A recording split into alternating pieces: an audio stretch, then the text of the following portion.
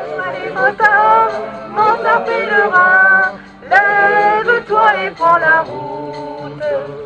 Franchissant les cols, les montagnes et les vallées, nous n'avons pas peur des kilomètres.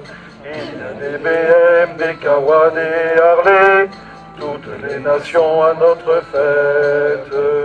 Armé d'un blouson, de mon casque et de mes bottes, je ne craindrai pas les colères du ciel.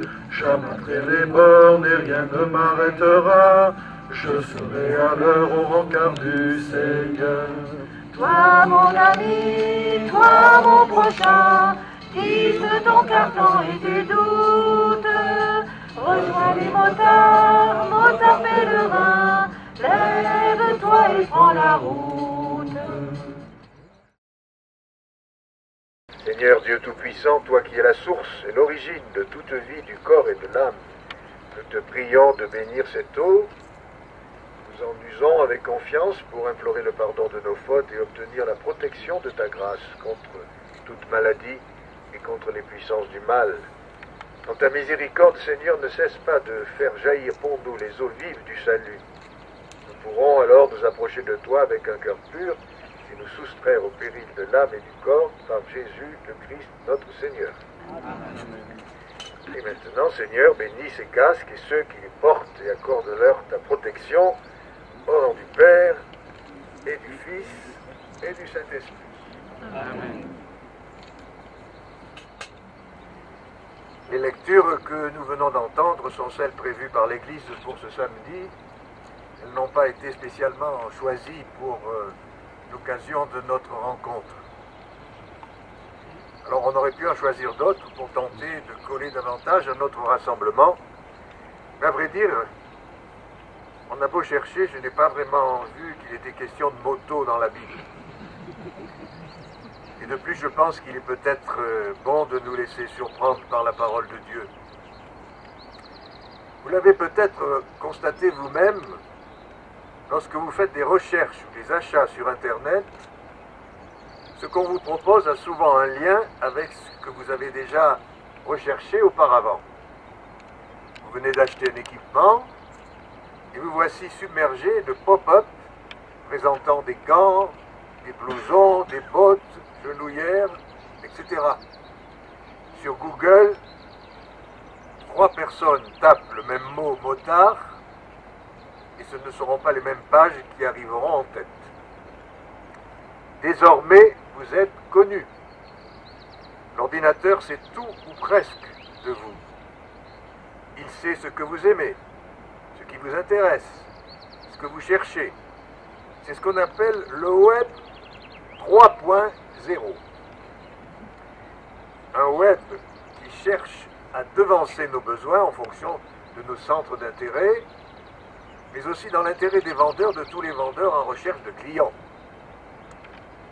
Bien que le web soit aussi vaste que le monde, il peut, si nous n'y prenons garde, nous enfermer dans un petit monde bien clos, le nôtre.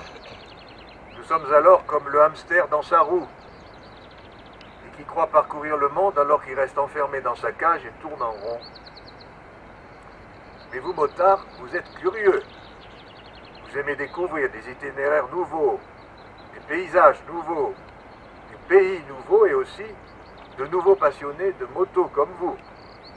Quand vous faites vos rassemblements, vous aimez vous retrouver entre vous, c'est vrai, mais vous avez tant à partager, vous venez d'univers différents et vous aimez aussi découvrir les particularités de la région qui vous accueille et rencontrer les habitants. Alors, la parole de Dieu aujourd'hui, je ne l'ai pas choisie en fonction de vos centres d'intérêt supposés et je n'ai pas fait du web 3.0. Cette parole de Dieu nous est donnée. Elle peut nous déconcerter, nous déranger. Et nous pouvons chercher à la comprendre comme nous cherchons à comprendre ce qui est différent de nous.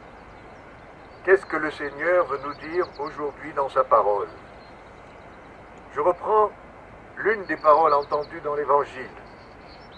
Seigneur, mon serviteur est couché à la maison, paralysé, et il souffre terriblement. En ce qui me concerne, quand j'ai lu ces paroles, je n'ai pu m'empêcher de penser à tous vos compagnons motards blessés, paralysés, décédés d'un accident de moto. Et je me suis dit que par votre solidarité de motards, vous pouviez être pour eux, pour les familles, un réconfort et une main tendue. Comme vous le priez, je cite, « Accorde-moi, Seigneur, comme le bon Samaritain, de savoir porter secours à celui qui en a besoin et de faire un détour pour aider mon voisin. » Devant quelqu'un qui souffre, notre premier réflexe est souvent de nous éloigner. Devant les pleurs, les appels à l'aide, on est désemparé, perdu, on se sent impuissant, incapable d'apporter du réconfort. Mais cependant, on peut toujours être là, présent. On peut toujours poser sa main sur un front, un bras, une épaule, en silence. On peut accepter d'être faible et pauvre, venir avec sa pauvreté, mais avec tout son cœur.